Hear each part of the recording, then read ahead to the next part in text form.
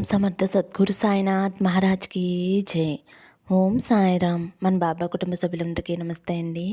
Hi friends, మీ అందరిపైన షిరిడి సాయినాథ్ ఆశీస్సులు ఉండాలని, మీరు ఎప్పుడూ క్షేమంగా సంతోషంగా ఉండాలని మనస్ఫూర్తిగా బాబా గారిని కోరుకుంటున్నానండి. ఫ్రెండ్స్, మీకు ఎటువంటి సమస్యలు ఉన్నా సరే, ఎటువంటి కష్టాలతో ఇబ్బంది పడుతున్నా సరే, ఒక్కసారి ఈ గురువు గారిని కాంటాక్ట్ అవ్వండి. శ్రీ రాఘవేంద్ర జ్యోతిష్యాలయం, శ్రీ పండిత్ రామరాజు గురూజీ గారు. ఫోన్ నెంబర్ వచ్చేసి 9885371444. మీకు ఎటువంటి సమస్య ఉన్నా సరే ఆ సమస్యకు 24 గంటల్లో పరిష్కారం చూపిస్తారండి. జ్యోతిష్యం చెప్పడానికి గురుదక్షిణగా 211 రూపాయలు ఫోన్పే చేయండి. ఈ గురువుగారికి చూపించుకున్న వారికి ఎంతో మందికి మంచి జరిగింది ఫ్రెండ్స్. కాబట్టి మీరు కూడా నమ్మకంతో గురువుగారిని కాంటాక్ట్ అవ్వండి. ఇంక ఈరోజు వీడియోలోకి వెళ్ళిపోదామండి. ఈరోజు వీడియోలో మన బాబాగారి సందేశం. మన బాబాగారు ఏమంటున్నారంటే, తల్లి, నీ ముందుకు 2 పక్షులను తీసుకువచ్చానమ్మా. వీటిలో ఒకటి తాకు. నువ్వు వినాలి అనుకున్న శుభవార్త వింటావు అని అయితే మన బాబాగారు మనందరి కోసం చాలా అంటే చాలా చక్కటి సందేశం తీసుకొచ్చారండి. మరి మన బాబాగారు ఏం చెప్పబోతున్నారో ఆయన మాటల్లోనే తెలుసుకుందాము. ఫ్రెండ్స్, తమ్మునేలు చూశారు కదండి, హంస రామచిలుక. మీరైతే బాబాగారిని స్మరిస్తూ ఒకటి తాకండి. ముందుగా అయితే హంస తాకిన వారి గురించి అయితే మన బాబాగారు ఇలా అంటున్నారండి. హంస తాకిన నా బిడ్డ జీవితం ఇప్పటి వరకు హంస వలె ఎంతో అందంగా సాగింది కదమ్మా. చాలా అద్భుతంగా సాగింది. దేనికి లోటు లేదు తల్లి. నీ జీవితంలో ఎన్నో సుఖాలను అనుభవించావు, ఎంతో ఆనందంగా గడిపావు. అటువంటి ఆనందకరమైన నీ జీవితంలో అనుకోని ఒక సంఘటన అయితే జరిగింది తల్లి. దానివల్ల నువ్వు ఎంతో బాధపడుతున్నావు. ఎంతో సంతోషంగా సాగుతున్న నీ జీవితంలో అటువంటి సంఘటన జరిగేసరికి ఏమి చెయ్యాలో తెలియని స్థితిలోకి వచ్చేసావమ్మా. జరిగిన సంఘటనకి ఆందోళనతోటి, భయంతోటి ఎంతో బాధపడుతున్నావు తల్లి. ఎందుకంటే నీ ప్రమేయం లేకుండా జరిగిపోయింది నీ జీవితంలో ఒక సంఘటన. కానీ కారణం నువ్వు కాదు. ఆ నింద నీ మీద పడింది తల్లి. నువ్వు ఏమి చెయ్యాలో తెలియని దిక్కులేని స్థితిలో ఉన్నావమ్మా. చాలా సతమతమైపోతున్నావు. కానీ నువ్వు నన్ను అడుగుతున్నావు కదమ్మా, బాబా, ఎంతో అందమైన జీవితంలో ఏంటి ఉపద్రవం? నాకు ఏ పాపం తెలియదు కదా, ఎందుకు ఇంత పెద్ద నింద నా మీద వేశావు బాబా? నింద పడేలా ఎందుకు చేశావు? నీవు ఎందుకు అడ్డుకోలేదు బాబా? నువ్వు నాకు ఎందుకు సహాయం చేయలేదు బాబా అని బాధపడుతున్నావు కదా తల్లి. నేను చెప్పేది జాగ్రత్తగా వినమ్మా. నీకు ఏ పాపమూ తెలియదు. నీది స్వచ్ఛమైన మనసు తల్లి, తెలుసమ్మా. కానీ కర్మఫలం వల్ల నువ్వు చేయని తప్పుకి నీ మీద నింద పడింది.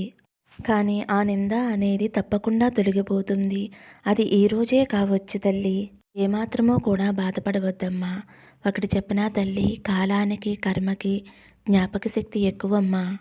ఎంతకాలం అయినా సరే మనిషి చేసిన మంచి చెడులకు ఫలితాన్ని ఇవ్వకుండా ఉండవు. నీ మంచి మనసుతో అందరికీ మంచే చేశావు కాబట్టి నీకు మంచే జరుగుతుందమ్మా. చెడు చేసిన వారికి తప్పకుండా చెడు జరిగే తీరుతుంది. నిన్ను ఏడిపించిన వారికి వాళ్ళు ఏడిసే టైం తప్పకుండా వస్తుంది. కాస్త ఓపిక పట్టు. భయము ఆందోళన చెందకు తల్లి, అంతా మంచిగానే ఉంటుంది. హంస తాకిన నా బిడ్డ ఎవరైతే ఉన్నారో తల్లి, నీ మనసులో ఒక కోరిక ఉంది. ఆ కోరిక తీరాలి అని ఎదురు చూస్తున్నావు. ఎప్పుడు బాబా నా కోరిక తీరుతుంది? ఎన్నో సంవత్సరాల నుంచి అడుగుతున్నాను.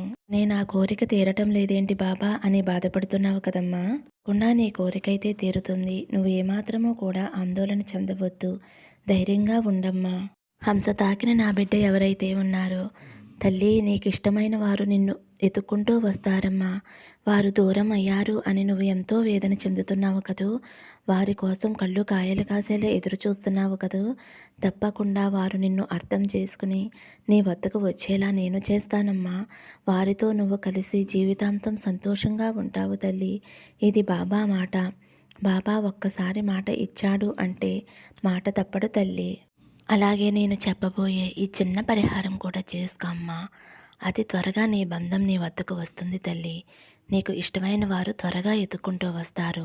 అదేమిటో చెబుతాను, జాగ్రత్తగా వినమ్మా. ఒక తెల్ల పేపర్ తీసుకో, ఒక పెన్ను తీసుకో తల్లి. దాని మీద నీ పేరు రాయి. నువ్వు ఎవరి కోసమైతే ఎదురు చూస్తున్నావో ఆ వ్యక్తి పేరు రాయి. ఒకవేళ భార్యాభర్తలైతే భార్య అయితే భర్త కోసం ఎదురు చూస్తే భర్త పేరు రాయాలి. ఒక చిన్న గాజు గ్లాసు తీసుకో తల్లి. తీసుకున్న తర్వాత నువ్వు పేర్లు రాసావు కదమ్మా, దానిని ఆ పేపర్‌ని మడత కింద పెట్టి ఆ గాజు గ్లాసులో వేసేసేయి. తర్వాత దాని నిండా కొంచెం పంచదార పోసేయమ్మా. పేపరు పైకి కనిపించకుండా పంచదార అనేది పోసేయాలి. పోసేసిన తర్వాత ఆ గాజు గ్లాసుని కుడి చేత్తో పట్టుకుని నువ్వు మనసులో నీ ఇష్టదైవాన్ని తలుచుకొని నీ కోరిక చెప్పుకోవాలి.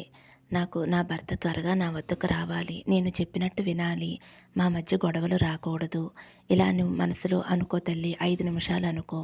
ఒకవేళ ఇష్టపడిన వ్యక్తి అనితే ఇష్టపడిన వ్యక్తి త్వరగా నా వద్దకు రావాలి అని నువ్వు 5 నిమిషాలు అనుకో తల్లి. అనుకున్న తర్వాత ఆ గ్లాసుని ఇంట్లో ఎవరూ చూడని చోట, ఎవరికీ తెలియకుండా చేయాలమ్మా ఈ పరిహారం. ఎవరూ చూడని చోట పెట్టేసేయి తల్లి ఆ గాజు గ్లాసుని. తర్వాత 4, 5 రోజుల తర్వాత ఆ గ్లాసు, ఆ పంచదార, ఆ పేపరు అన్నీ కూడా ఎవరు తొక్కని చోట వేసేసేయమ్మా. అంటే పారే నీళ్ళల్లో వేసేసేయి. ఇలా చేయటం వలన నీకున్న దోషాలు అన్నీ ఆ పంచదార నీళ్ళుగా మారిపోతుంది కదా తల్లి. నీ కష్టాలు అవన్నీ దోషాలు కూడా నీళ్ళుగా మారిపోతాయి అన్నమాట. ఇక ఎటువంటి దోషాలున్నా అవి తొలగిపోతాయి. నీకు ఇష్టమైన వారు నిన్ను వెతుక్కుంటూ త్వరగా వస్తారు తల్లి. భార్యాభర్తలైతే మంచిగా అన్యోన్యంగా సంతోషంగా ఉంటారు. ఈ చిన్న పరిహారం చేసుకో తల్లి. నా మీద నమ్మకంతో చేసుకో. అపనమ్మకంతో చేయవద్దమ్మా. నమ్మకంతో చేసుకుంటే మంచి ఫలితం వస్తుంది. మరి నేను చెప్పినట్లు చేసుకుంటావు కదమ్మా. ఫ్రెండ్స్, మరి బాబాగారు చెప్పిన పరిహారం చేసుకుని సంతోషంగా ఉండండి. నమ్మకంతో చేసుకోండి. హంస తాకిన వారి గురించి అయితే ఇలా చెప్పారండి. ఇప్పుడు రామచిలుక తాకిన నా బిడ్డ ఎవరైతే ఉన్నారో, తల్లి నీ కాపురం పచ్చగా ఉంటుందమ్మా. నువ్వు అధైర్యపడవద్దు. చిలకపచ్చ కాపురం అని అంటారు కదమ్మా, అలాగే నీ కాపురం కూడా పచ్చగా ఉంటుంది. నువ్వు ఏమాత్రమూ కూడా భయపడవద్దు. నీవు నీ భర్తతో కలిసి ఎంతో సంతోషంగా ఆనందంగా ఉంటావమ్మా. నీ భర్త నిన్ను కాపురానికి తీసుకువెళ్ళటం లేదు అని బాధపడుతున్నావు కదమ్మా. అస్సలు బాధపడవద్దమ్మా.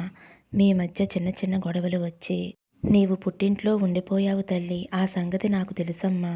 ఏమాత్రమూ బాధపడవద్దు. తప్పకుండా నీ భర్తను నేను మారుస్తాను తల్లి. నువ్వు ఏమాత్రమూ భయపడవద్దు. నీ భర్త వచ్చి నిన్ను కాపురానికి తీసుకువెళ్తాడు. మీరిద్దరూ కలిసి సంతోషంగా ఉంటారు. నువ్వు ఏమాత్రమూ అధైర్యపడకు తల్లి. నీ కాపురం పచ్చగా ఉంటుందమ్మా.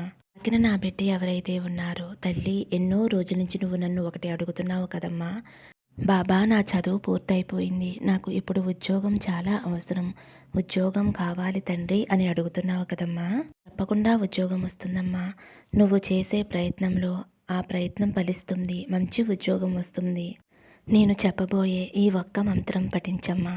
శనివారం కానీ మంగళవారం రోజున కానీ హనుమంతుని ఆలయానికి వెళ్ళి ఆ తండ్రికి ఒక 5 అరటిపళ్ళు సమర్పించి మనస్ఫూర్తిగా ఆంజనేయ స్వామికి నీ కోరిక చెప్పుకుని నేను చెప్పబోయే మంత్రాన్ని 108 సార్లు చెప్పించు తల్లి.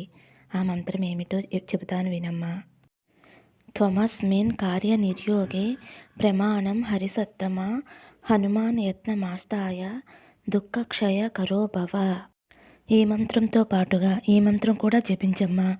అసాధ్య సాధక స్వామిన్ అసాధ్యం తవకిం వద రామదూత కృపా సింధు మత్కార్యం సాధయ ప్రభో.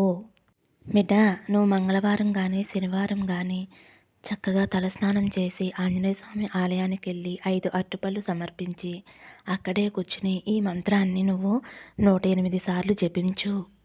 ఇలా చేయటం వలన నీకు తప్పకుండా ఆంజనేయ స్వామి అనుగ్రహం కలిగి ఎటువంటి దోషాలున్నా తొలగిపోయి ఉద్యోగం అనేది త్వరగా వస్తుంది తల్లి. కాబట్టి నేను చెప్పినట్లుగా చేసుకో బిడ్డ. నువ్వు కోరుకున్న ఉద్యోగం వచ్చి నువ్వు ఎంతో సంతోషంగా ఉంటావు. ఆంజనేయ స్వామి ఆశీస్సులతో పాటు నా ఆశీస్సులు కూడా ఉంటాయి అని అయితే మన బాబాగారు రామచిలక తాకిన వారి గురించి అయితే ఇలా చెబుతున్నారండి. ఫ్రెండ్స్, మరి ఈరోజైతే మన బాబాగారు మంచి సందేశంతో పాటు మంచి పరిహారాలు కూడా చెప్పారండి. మరి బాబా మీద నమ్మకంతో తప్పకుండా చేసుకోండి. మంచి ఫలితం అనేది వస్తుంది. సర్వే జనా సుఖినో భవంతు. సమస్తం సద్గురు సాయినాథార్పణమస్తు. శుభం భవతు. జై సాయి.